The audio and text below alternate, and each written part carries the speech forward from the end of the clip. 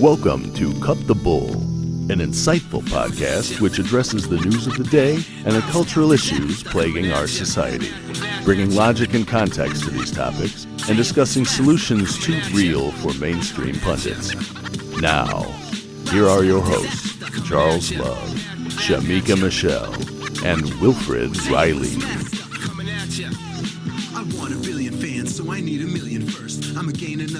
Hello and welcome to Cut the Bull. I am Charles Love alongside my co-hosts Shamika Michelle and Wilfred Riley. And our guest this week is Pamela Denise Long. She is a Newsweek contributor and business consultant. Denise, welcome to the show. Hi, Charles. Good to be here with you guys. It is great to have you. You know, when I invited you on, I know you have this plan that's really important because there's so much partisanship and anger, and you devised a plan to unite us. So, and I, on my radio shows, are always talking about solutions. So maybe we'll get to some of those solutions down the road. But I wanted to start by just talking about some of the things that you tweet about, some of the things you write about in Newsweek, some of your points, because while I agree with some and disagree with others, they do make people think, and it makes me happy because I've been pushing alongside the noise out there and the things you write about, that the partisanship is doomed to fail, not only because it's making people so angry and not think, but also because it pigeonholes people and they think that everybody is a red hat wearing white supremacist or, you know, want to change the gender of some kid. Like, there are Democrats who don't believe that. There are Republicans who aren't far right. So I think they're more than two sides. And I describe all these different groups and how people can have varied views, and people look at me like I have two heads. And then you come along and you break the internet sometimes with some of the things you post. So talk a bit about your view on, you know, the landscape of the culture and politics right now. Oh, gosh. You know, I wish I could say that the partisanship is doomed to fail, but it seems to be thriving. I think it's failing us. I think it's failing the country. But there's a way that media and the talking head politicians that we continue to see get the mic just lean into the partisanship and stoke the fires instead of focusing on dialogue and solutions. I mean, we as the American people have pretty much accepted that there are times that our Congress, right, can't actually get work done. We've accepted that as a reality. And I think that's poisonous and kind of ridiculous. Actually, I think it's a cause for a riot. I think if the founders were here, they'd be lobbing off some heads and calling people out to a duel, right? Because it's not how our government is supposed to function at all. So, but I think that's on us. I think it's on the American people to tell those folks that, you know, you're here to do the work and the business that we've sent you up there to do, to DC to do, not to be talking trash and poking at each other, but then we're not good at that, right? So the elected officials come out of us, right? So I just think there's some ways that the American people need to really reclaim our power and our position in this thing called representative democracy, or whatever representative form of governance that we've relinquished our power in a way that allows the inmates to run the asylum. But do you think that all is true for sure? And when I say it's failing, I think I mean that it's going to be beneficial to the people pushing it. But like I said, when you say failing us, that's what I mean. It's failing in the sense that the people who want progress, whatever their view of progress is, they won't get progress as long as we're that divided, is what I mean. But as far as the politicians, I will give you that. But do you think that is the biggest problem or the main place we need to go to correct these things? Or do you think it's a cultural problem and the people have to fix themselves so that when they send those representatives out that you say come from us, they will either be held accountable or they'll think differently because they're coming from a different, cultural mindset?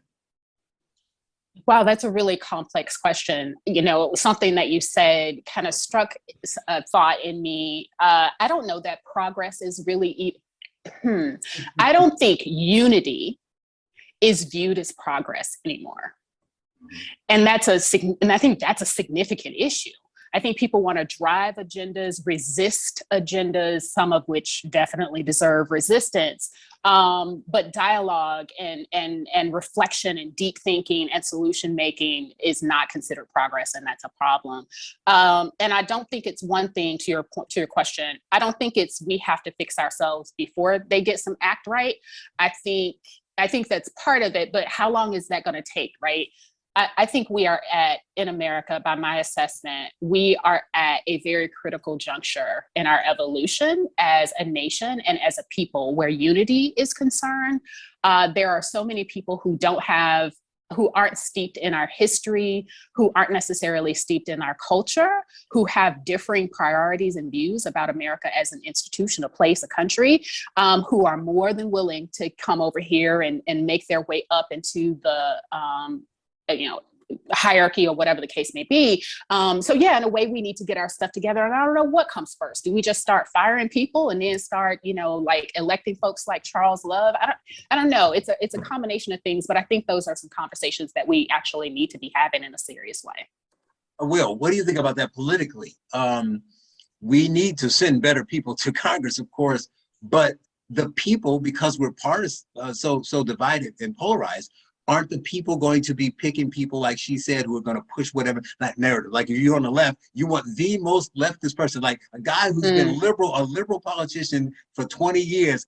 He ain't left enough. So we need to pitchfork for him to get him out, just so we can have somebody uber left. And then on the right, it's like there's a litmus test now on the right that the degree to which how much you need to agree with Trump, whether you can be elected, maybe not 100%, but it's really high if you want to get elected. And this isn't whether you can run for president in 24. This is just to be, a local congressman.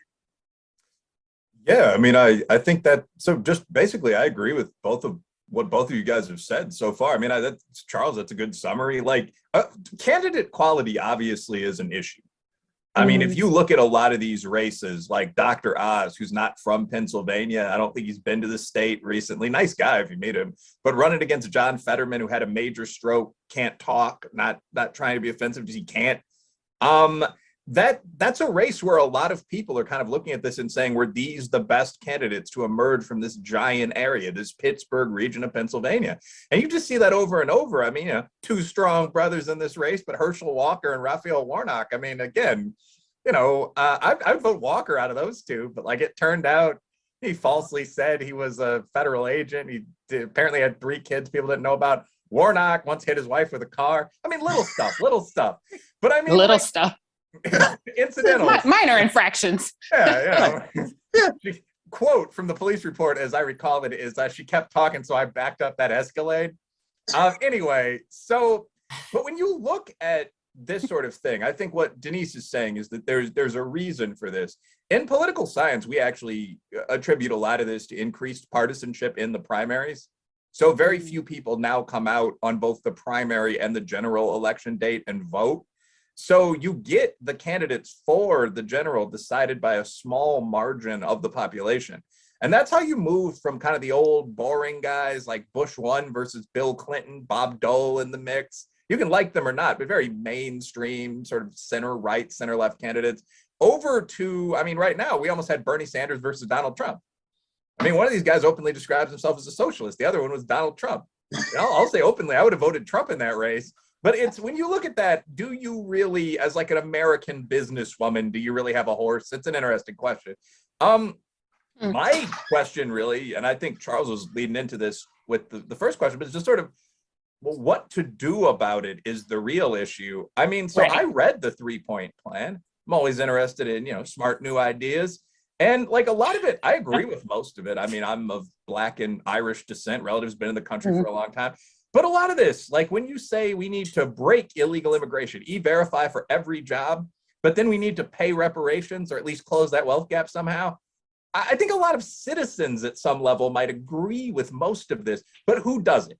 That's the question. Like who goes forward and competently gets both those things done? The Democrats, the Republicans, or, I mean, that's it. That's the issue. Denise? Yeah, I think that's a good question. What I will say is what I have found in advocating specifically for Black Americans. So I'm seventh generation American, and reparations is not just for slavery, it's for the impact, the loss of wealth, and all the things that lost wealth and poverty and lost opportunity causes. But what I have found in advocating in general, specifically for Black Americans, is that I get more response from the right than I get from the left. And from my assessment, the left have this, I hesitate to call it socialist because I don't like throwing around terms. I think they're overused and misapplied, right? But it is kind of socialist light. Is that a thing? Let's make it a thing just for the night. Where everybody is supposed to have the same access, privileges to the United States, citizens, non-citizens, the whole thing. And that's just not sustainable in my eyes from a nation state perspective. And what I found on the right is that people will object, right? Because their thought on what reparations is, haven't really considered it, haven't looked at the fiscal case for it. And those who do agree are really focused on implementation. Okay, well, how would we do this? How would we message it, and from where would it come? They don't balk and resist at the idea of, you want to name Black people? Well, we can't just name Black people. We have to say Black, brown, and LGBTQ, and comma this, and undocumented workers, and comma that. And there's this whole serial list that Black people, Black Americans, multi-generational Black Americans are supposed to carry on the left. So yeah, who are the candidates who have the ability to envision America, and America where the harms from the past and the current are corrected, repaired, and mitigated, right? We're not looking for a utopia here. However, there are some ways in which we can truly repair some of the harms that are happening that come from and roots from the past. And that ain't gonna happen on the left. They're just not gonna do it. Well, see, I want to go to Shamika and see what she thinks of this broader thing. And like I said, people spend too much time getting directly into now, if you want to have a whole hour-long debate about reparations, that's fine. But and I hate to go back to, Will kind of alluded to it, and you say you always get that from the right, implementation. That's the real key question, but not in the way that most people will take it. Like, how do you do this in Texas and all that stuff? Well, my thing is, how do you do it in a time and space where the partisanship is and the political lines are drawn in such a way that the people who are most likely to listen, right, that they'll say no, but the right technically are more like but the people on the right who are most likely to listen and say, well, fine, let's come up with something, are probably the more afraid of the new current, feel like they're older, milquetoast, BLM marching, Mitt Romney types, right? But it's hard for them to get elected. If it's a Trump type who's like, hey, I'm a deal maker, let's get something done, he's being yelled at as a white supremacist and they're beating him down. And like you say, on the other side, the people who are trying to lean into that, and the people that a lot of Blacks, unfortunately, the ones who aren't so focused on the things like you are, so they're, attuned to what's going on, that's just blankly saying all Republicans are this. What they do is they say, well, I don't like Democrats either. Biden sucks, but I have to vote for them because they're the bad people. But the side they're siding with are just what you said. Their main word, if they could narrow their beliefs down to one word, is not socialist, it's intersectional. Right? Oh, so I would agree with that. Has to be everybody. Somebody was asking me, it was Mark Lamont Hill, was asking me something about white supremacy. And then I said, well, why, forget about what I believe. I just want to know why every time Black people say this is what we need, the first liberal to the microphone who's willing to support it is going to say yes. And don't forget the transgender midgets, right? Right. And all he can do is just nod his head and say, yeah, intersectional becomes intersectional. It's like, yes, but why? And he just said, yes, you're right. But he won't say why. He's just like, but I side with them. And then the next 2 weeks later, he's on TV telling me a man can be a woman. Well, and that's not even intersectionality, right? That's not, intersectionality is the identities that I carry within me, the multiple identities. I'm a woman, I am Black, I'm an American, I'm a multi-generational American. Those, I have a certain level of education. That's the intersection. My experience in America. Say that equity is to make sure that all of those different sides of you and all the people of those different groups are all treated like you say and given the same thing. That's where the two come together, and it's they're trying to force this square peg into this round hole. Yeah, they're making shit up, if I can say that quite frankly. They're just making They're making shit up in order to win as many votes as possible, in order to wedge all of these other people into legitimate claims. The reality is white gay women do not live the same experience that I do as a Black heterosexual woman. There is no intersectionality there. And for them to create these terms, first of all, and I know the people who created the concept of intersectionality, you know, are mostly, you know, what we would call people of color, which is an expression that I absolutely abhor.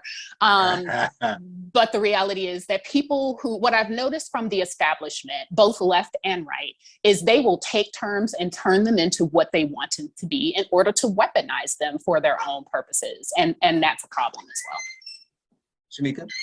Yeah, no, I would agree that they do take these terms and weaponize them. And I think that's why a lot of times they aren't heard, because I know when I hear certain people constantly pushing like, oh, I'm a Black lesbian, you know, female, like I get so sick of that. I was hearing my friend was telling me that I forget which state is getting ready to choose their first, I think, Black lesbian governor or something. And I was just thinking, why do we care who she's sleeping with? Like, why is that a qualification now to get into office? And I just think the way I used to look at politicians when I was a little girl has changed from what politicians are now. I used to think politicians were very serious people who were concerned with actually getting something done.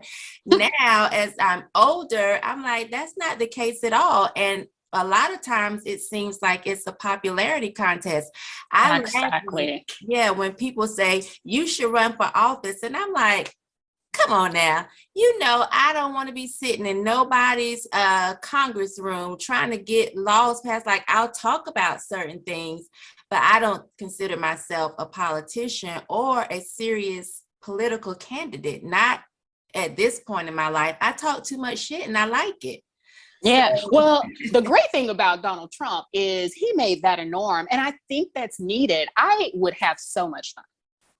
I would make the news probably almost every night if I were. I really would, because what we need to do is call, there's 535 of you mofos up there, right? And why am I seeing the same 30 of y'all talking crazy? I don't even think it's 30. I think it's maybe 20. Yeah, I was trying to be generous. Where are people who are making sense, and why are we silencing their voices? So I think the whole establishment needs to be shaken up, but we have to do that. They're not going to suddenly like step away from the mic. And you're right, it's all about influencer culture when it comes to politics and politicians right now, and that's just sad to me. Well, but then how do we leverage that for our let me go to Will, but purposes? real quick, to make your point, to be fair to the current politicians, as feckless and annoying as they are, if those politicians you saw when you were younger, Shamika, had Twitter, they would be like little children fighting each other too. It's something toxic about that culture that causes that. Will, go ahead. Yeah, I mean, well, first of all, let's read that last line. I don't know if that's true if you put the same people on Twitter that they were then. I mean, there's a great episode of the cartoon show, The Boondocks, where Martin Luther King comes back to life and just walks around pimp slapping people because he's so disgusted by our society. And like one of the lines in there is, I'm bringing back Kennedy too. And I mean, like, I can't imagine Martin Luther King and John F. Kennedy insulting each other's mothers on Twitter. Like, whatever Right, but they you would have find done, some. Because they're 435, 535 account Senate, you will find some, and they will, and their stars will rise because people would follow them. Sure, yeah, maybe, but I mean, I think that the rate of like Twitter trash talking, if you took the leaders of the civil rights movement and you put them on modern social media, would be lower than what we see today. So I think we've grown up in that culture where quote unquote playing the dozens or insulting people is now translated to the public arena. We're like, I mean, like today, I got in an argument online with the head of the Church of Satan. I said that the Church of Satan? Yeah. So we were talking, one of Joe Biden's appointees for his monkeypox czar, the guy's I saw him. Controlling monkeypox, happens to be a satanic gay orgy going raver. Like he's satanic? With this, he's got the Baphomet tatted on his chest and all this. And I made fun of this for a little bit, and then I said, but let's be real, Satanism is the stupidest religion. If you're going to reject the old rules and party, just go have fun being atheist. Don't say you believe in God's crazy little brother. And a couple hundred people liked this. But this guy whose background was like him outlined in red against a drawing of a goat, you can see this on my page, messages me and is like, why are you insulting the Church of Satan, one of the most progressive religions in this country? And we traded insults for a while and retweeted one another. And that's what social media has made possible. You have to get used to that sound. But progressive? Like, what does that mean? By that standard, anything that deviates from boom. The norm, you're right. From like the norm is so that's why pedophilia and minor attracted people is progressive, sir. Right, don't even say by that term. Is a good segue back into the question that I was going to ask. Denise's point is I mean, these definitions of intersexuality and progressive are pretty on point. The question is how they're used strategically.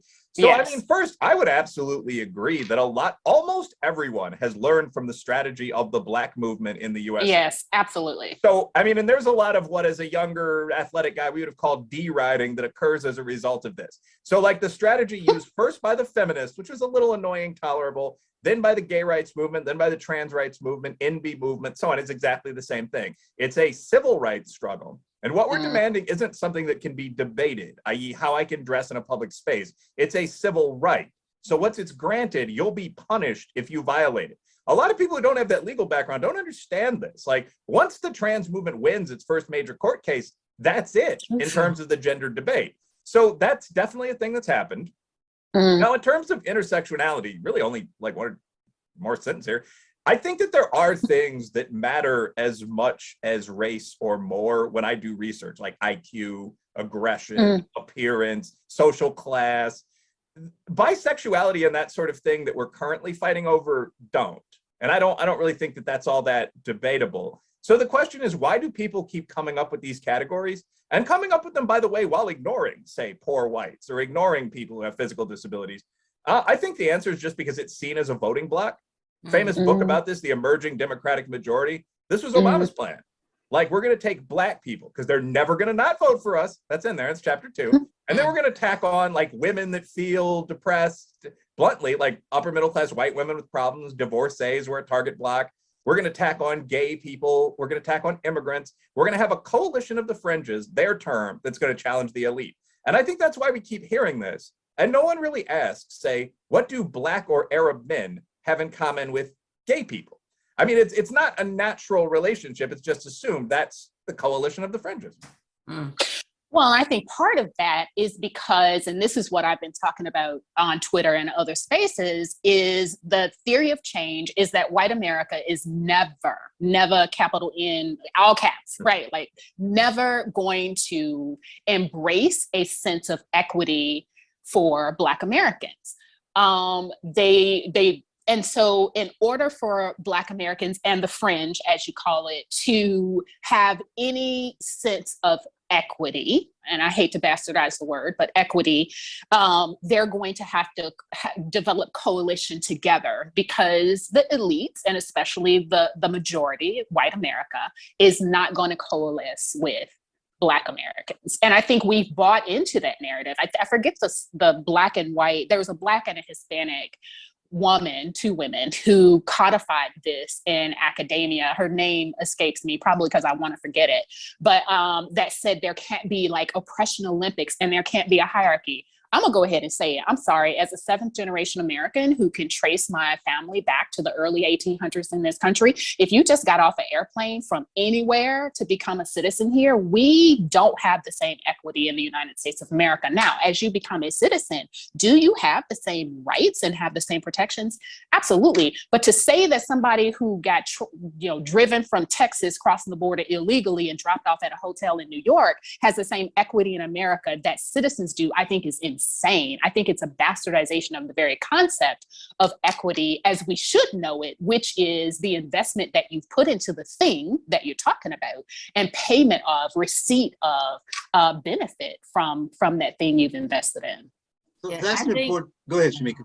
No, I was going to say, I think that's one of the reasons that I don't allow people to tell me I'm welcome here, or that, like, oh, you're welcome. I'm thinking, I know I could trace my generations back 6 or 7 years. It's like you standing on my porch when I get home saying, come on in. If you don't get me off my porch, this is my house. I know I'm welcome here. I know that I can. Right.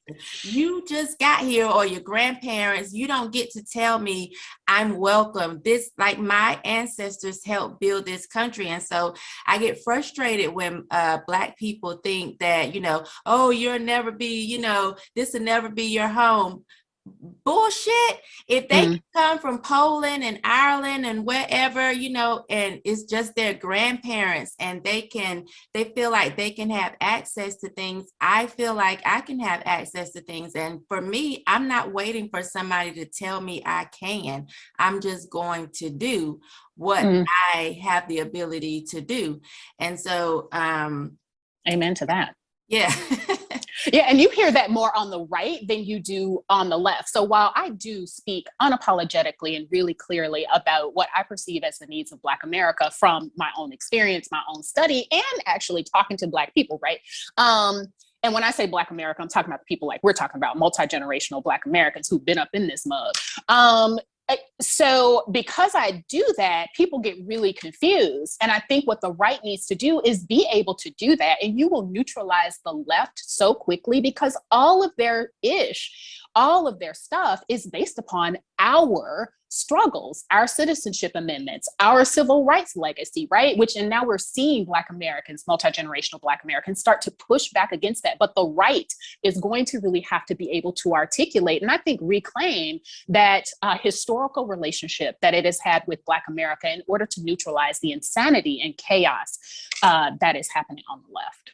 Now, I agree with that, and we can sit here again for hours and talk about the right and where Republicans politically went wrong. But I have to ask, I do see it more, which is a good thing. I see people starting to have more nuanced conversations. But I mean, especially if you're older, I'm not talking necessarily 18 to 20-year-olds, but if you're older and you've seen some things and you've heard the right equals this, but you start to live your life and realize that it's not that black and white. And then you see the equity come into play. And even if you are pro-Black, pro-reparations, talk about, I want what's best for Black people, you start to see a chip away of what people are saying on the political group you align yourself with, and what you actually need versus what they're doing, right? And then they start bringing in all these other groups. But then you top that off with the movement of just ushering in people here illegally and moving them to, not just busing them all over the country, not just letting them in, not just saying we're not going to enforce the laws, which are bad enough, not just what it's been doing to employment and hiring, and not just now, right? People talking about it now, but they were talking about it during Reagan, they were talking about it 2 generations before that, so it's not new. But beyond that, now you get cities saying, well, we can't control the federal government, but we're going to allow illegals to vote. There's a school named after an illegal, the first illegal to get a law license. How do you do that in California? You have all these things. I sent Shamik and them, I think, about a couple months ago, some state had all these set asides. They had a flyer.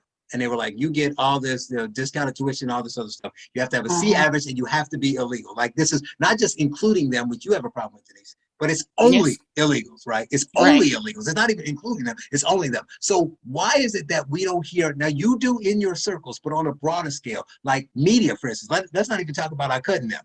On media, why don't we hear media on the left, Black folks that always talking about Trump is this and right is this and Black, we need to do what's best for Blacks, never talk about this stuff? No, because it's part of their theory of change. Is like, Tucker talks about this all the time, right? So there are elements to replacement theory. I'm like, that might be pushing it a little bit. But the idea really is, we need to go ahead and minimize the influence of white folks, because they ain't never going to allow other people to come up and get positions of power and all the things.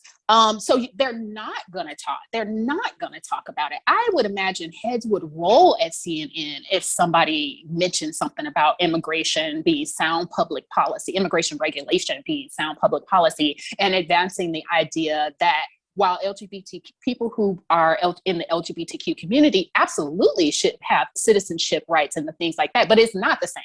And it's not interchangeable with multi-generational Americans, Black, white, or even Hispanics who have been here, right? Like people would be like, whoa, wait, are you being xenophobic? It's just, there's a thoughtlessness and a sloganeering to it that I think is just poisonous, and it cuts off people's ability to think. I had a question for Shamika, but did you want to get in there, Will?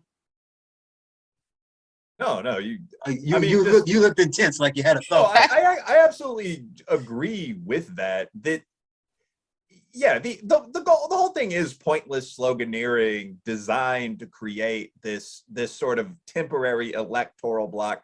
I guess the one political science thing I do have to say there, though, is I don't see anything wrong with advocating for the interests of Black people. Like this entire panel happens to be Black. Now, I identify more probably as an American than as anything other than personal characteristics. So I want what's best for the country first. But I do think there's this default assumption that as other minorities come in, this is what Denise said, they'll kind of join with Black people, Black folks, either will. That has been the assumption. Yeah, it's more than passive. Like people say this. Like I dislike these terms like BIPOC and all this other nonsense. I think that's very questionable. I mean, like Arabs, for example, one of the most mistreated minority groups here are all Caucasian, like genetically white. There's nothing wrong with that. But I mean, 66% of Hispanics self-report as Caucasian. So It's just as likely these people in a couple generations, like our former Italian allies, will identify basically as white guys, for good or ill. So I mean, this is all very iffy stuff, and it's different from any question of like, what do we do about Jim Crow? That immigration's a separate issue. It should be merit-based. Yeah, I don't think it's questionable at all. I think that you can look at it and see that there are ways that there's significant bias in hiring and promotion. And that's not, and of course, I'm going to say the disclaimer, and I hate to say this, this is not every immigrant. It's not every non-Black person, right? Obviously, but there is significant research that shows that there's anti-Black bias in a lot of cultures that are considered of color. And when they come here, they do join the cultural paradigm of deriding Black Americans. Hispanics, Asians.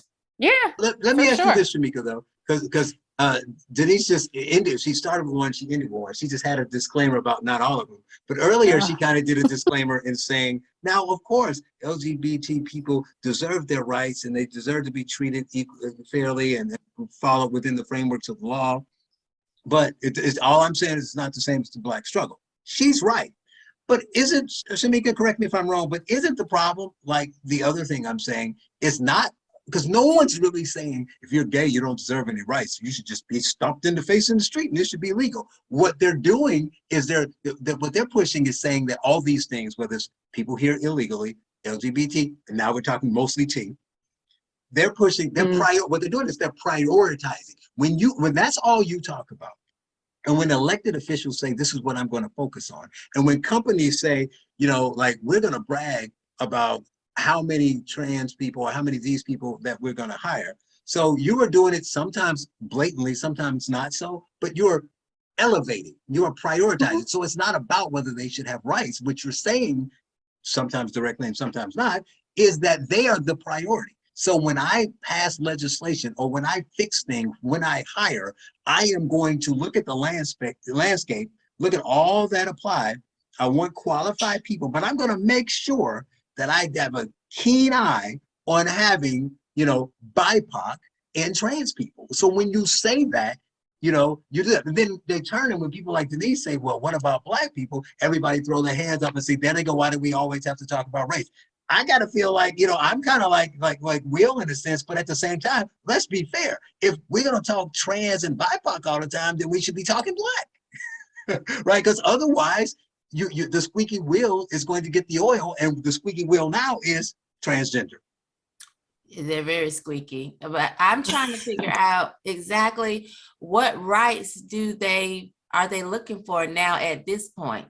What they like you said, they frame it around civil rights. So they take that model that Denise and Will said, and they use it. So when Blacks used to remember when early 90s, late 80s, when Jesse Jackson boycotted the Oscars because there weren't enough blacks nominated, right? Mm. And everybody was like, yeah, that's cool. Stand up for black people. Well, now if they take that manual, they can say, well, it's not fair unless you have enough trans people. How many trans people are on your board, right? So it's not just rights like, are they allowed to live, right? Obviously they are. It is all these other things, and it becomes these priorities, and are they in every space, right? You look at, you turn on Netflix now and they got the categories. You used to have comedies and drama. It used to be weird. It'd be like comedies and dramas and documentaries. Now it's like movies for LGBT.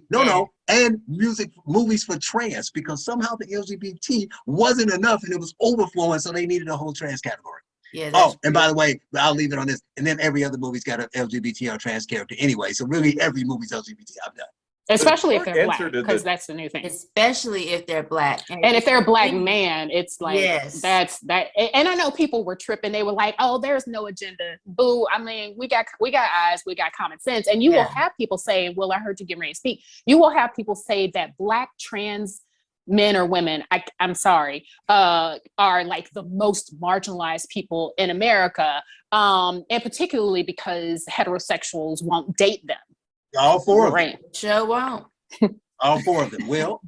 Yeah, no, I mean, I think that the short answer to the question, because it's all based on our old civil rights model, the short answer to the question, like, what rights are trans people looking for? They're looking for every right that you have as a black person or a Jew, but with the assumption that they are the sex they're claiming.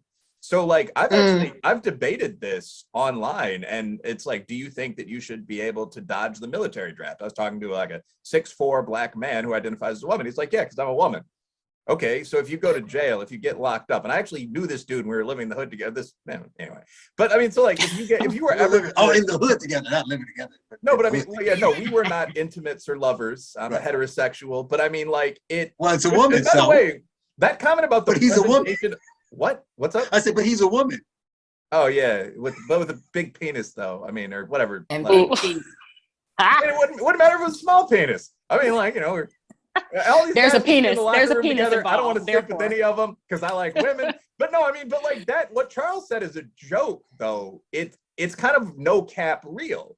Like there's an entire idea, genital preference, which comes down to you're a bigot and you should maybe be sensitive. If as a man, you don't want to have sex with someone with a penis. Why? Well, because they're a woman, but they have a penis. Doesn't matter. They're a woman. Look at the law. So that's what a rights claim is. Right. Like if you deny a 6'4" dude, black or Caucasian male, used to play some football, from going to a woman's prison, right, because they're male, the response is, well, I'm also a woman because I say I am. So you're violating the civil rights law. So it really is that simple. Like once you make a rights claim, you have all the rights. You have as many rights as a Jewish guy or an Irish guy, any other guy making these claims.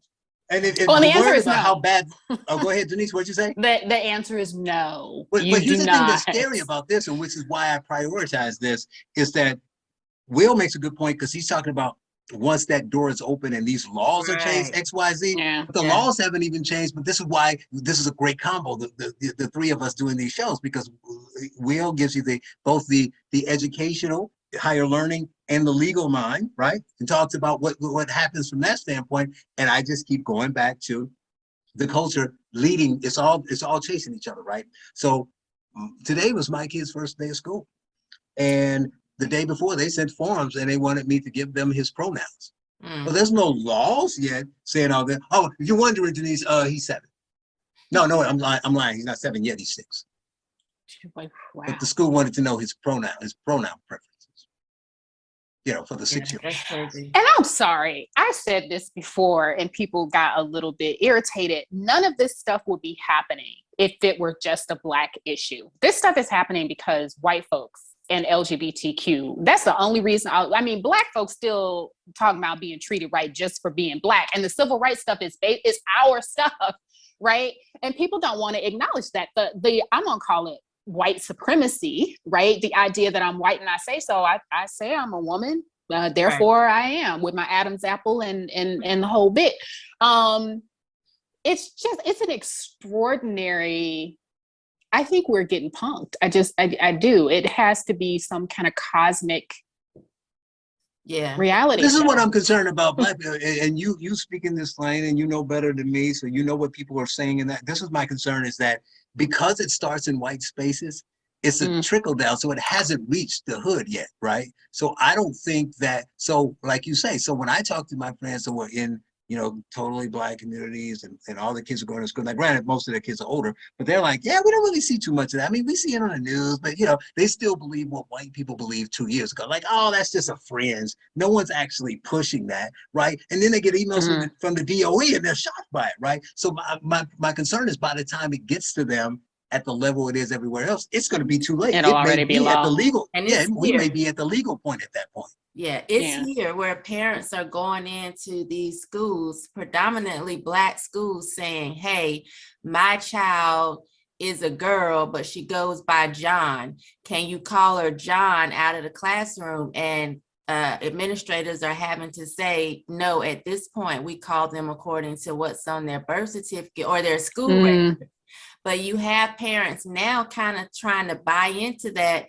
And they just here recently got rid of the dress code where they used to be very specific, like girls could not wear crop tops and couldn't wear skirts above a certain level.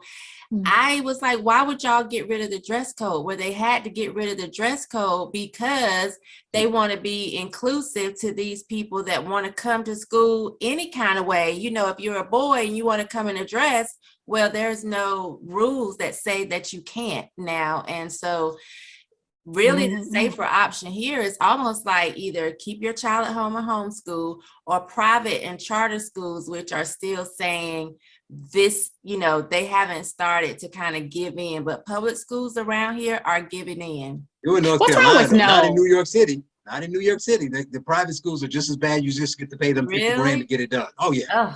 Oh yeah, that's why Paul quit. That's why Megyn Kelly left. All that stuff, yeah, all that kind of stuff is in the same schools.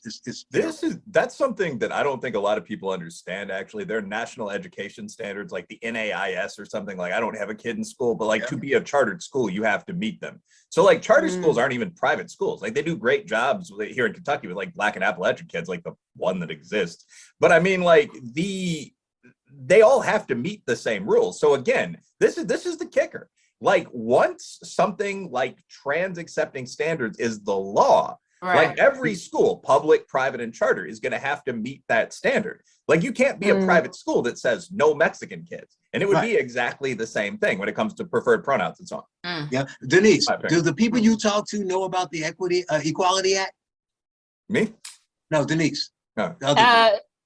Tell me which one that is. That's the one where they basically, to summarize, to make it simplified, they're trying to take the Civil Rights Act. You talked about taking the pillars, taking the manual from Blacks. They're taking the Civil Rights Act of 1964 and they're turning this on its head because they're adding gender identity to it. Gotcha. I've seen some stuff about the Equality Act on Twitter and the like, and I've seen people push back. I think people don't realize, Charles, how pervasive, how serious, and how close to your and Will's point this is to becoming a legal standard for all of our institutions. Just before you finish, I don't want to cut your thought off, but I want you to know that the Democrats in the House have passed it 3 times. The only reason it's not law now is because Republicans had enough votes to stop it. Wow. Yeah. I don't know how much longer they will. And I don't think people know what that Democrats. means. I don't think people know what that means, because I think we've been trying to be empathetic, trying to be kind in how we've responded to the trans concerns, to gender dysphoria and mental illness, to people who are coping with child molestation and the like through these sort of adaptive sexual adaptations. And I think we need to call a thing. Because the things that are being attached to LGB, right, lesbian, gay, bisexual, are becoming really, I think, dangerous to children. The idea that a drag queen, would be, drag queen, would be teaching a girl how to shake what her mama gave her and accept the dollar bills. that is happening in schools, and you have parents and grown people clapping and liking that. I could not imagine that happening 10 years ago. No. And what happens when that becomes the norm, right? That we teach our kids how to strip, and what does that do for their boundaries and their ability to ward off adults who are other predators? I think we just need to get real, and I think no needs to become a whole full sentence with a lot of this stuff. Okay. But I bring it up though, Denise, because I think for the people who are really pushing for foundational Black Americans, for freedom, this is specific to their, this should be part of their argument, because if we water down the Civil Rights Act, then everything we're fighting for, what's the point? Because we just watered down everything else that you already have. While you're fighting for this, you already have this. We just brought everything down. You know, when you say, once you add gender identity, think of what the Civil Rights Act says. You cannot discriminate against. Once you say gender identity, you legally can't call John Lisa. Legally, you can't. You can go to jail for calling John Lisa. Right. Well, if you add sexual preference to that, or orientation, what does that mean for the pedophilia that they're trying to call MAPs and all that kind of stuff as well? And I think Black people have had this sort of kumbaya, we are the world perspective. And, you know, while people are active online and in the activist community, what's your grandmama saying? Is she cool with telling the LGBTQIA plus community that, no, this ain't your thing? Like, I don't know that the average Black American who's not a political commentator, who's not an activist, if they're willing to say no, that you need to do your own thing separate from this. Yeah, which and is what I kind of hear you saying. A lot of people know. I was talking to a young lady who works at the school, and she got a call from a parent asking pretty much like, are y'all doing this in your school? Are y'all doing that in your school? And she thought it was a joke. And the parent had to tell her, like, no, this is a real thing, that they are pushing pedophilia, or that they are asking kids, you know, how do they identify at such a young age? And she thought it was a joke. And I'm like, where are you that you don't even know that this is happening in schools across the country? It's not like isolated incidents at this point. Like it's really widespread now. How do we get the word out for the people that won't listen to a Cut the Bull podcast, or who's not going to watch Tucker, or who is only paying attention to CNN and the things that they gloss over? Like Will says, once it's an actual law, it doesn't matter if you're a charter school or a private school, that's going to be the law. How do we get these people to actually pay attention? It's almost like we have to go, I don't know, not door to door.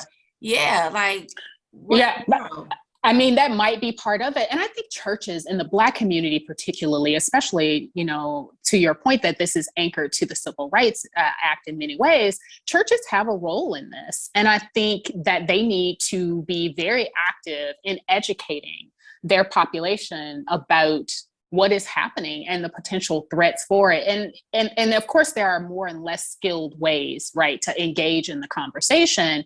But I think they have a role in it for sure. But then we've gone full circle though. Directing the choir. Right. Right. And the praise team looking all kinds of extra.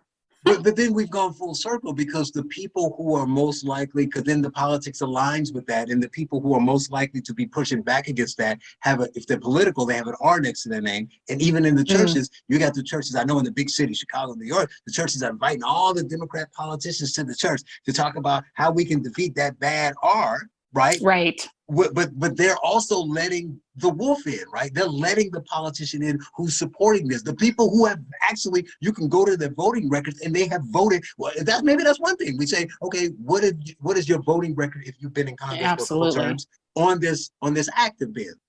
I bet all of the people that the Democrats, you know, in Georgia and in Illinois and all these places that have these races, Pennsylvania.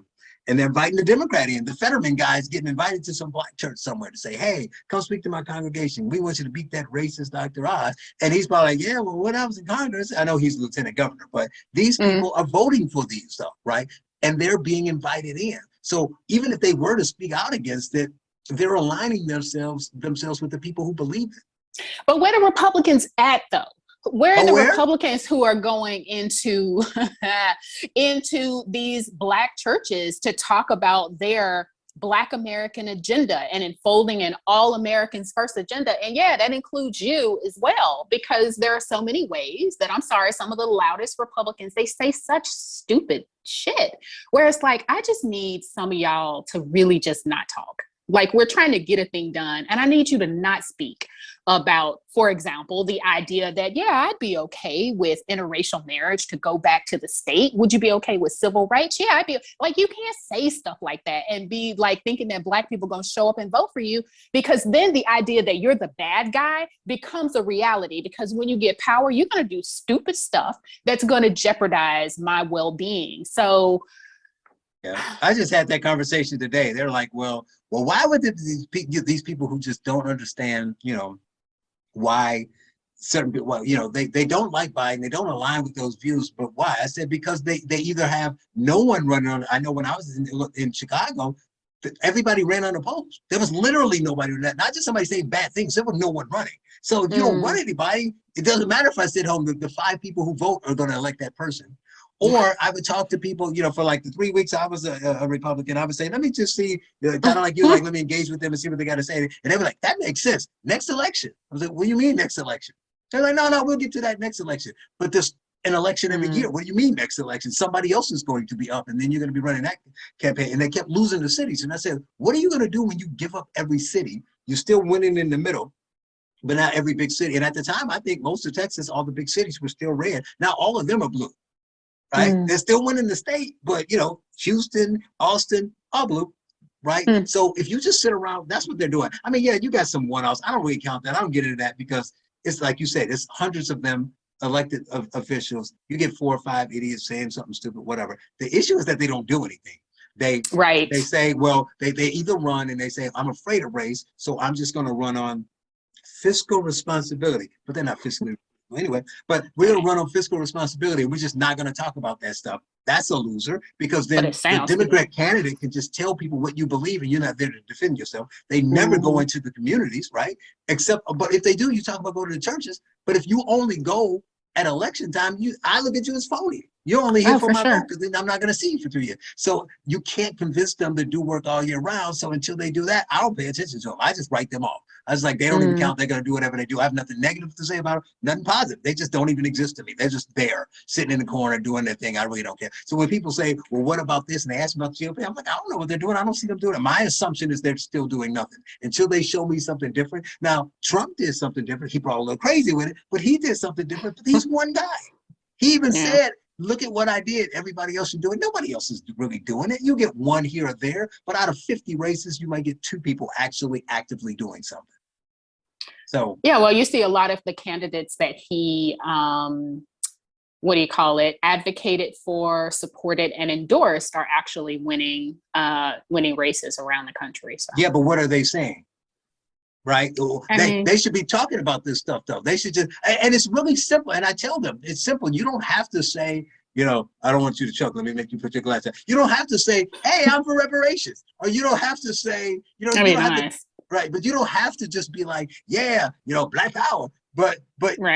But you can't be afraid to talk about race too, right? You got to say, so you look at what whoever the person is that's been in office, has been doing for years, and I come along and you just assume I'm racist, knowing nothing about me, just because I'm running as a Republican. So let's talk about that. It's because you're quiet, and the loud ones are really loud, and that's just the way that impressions are made. And yeah, you're right, Charles. It doesn't have to be like you got to wear, you don't have to do what the Democrats did and dress up in kente cloth, for goodness sakes.